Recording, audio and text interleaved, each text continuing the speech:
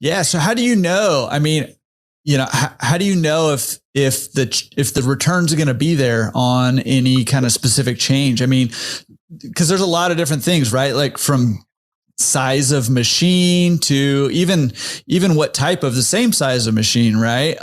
And payment systems, size of dryers. I mean, there's a lot of different decisions where you could be making some changes.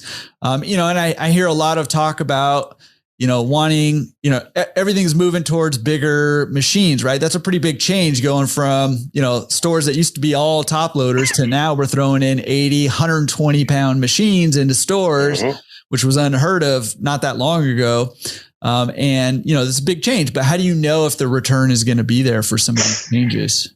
So for myself, personally, a lot of failure, failing on taking the risk. I mean, you have to take the risk, and I take risk on, I'm very aggressive in what I do. And normally when I make a decision, I jump in with both feet. I don't want to necessarily stay up at night thinking, questioning myself about it. And I don't want to necessarily analyze the situation too long, because by the time I analyze it too long,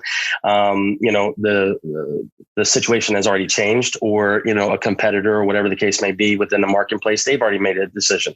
So taking the risk and within reason, and then over years of experience now, I've seen what has worked and what hasn't worked. And then especially now with new technology and new payment systems and things like that coming out, I'll test it out. I'll check it out, and I'll see what it offers and what it offers specifically over what I currently have. And then how will it benefit the customer?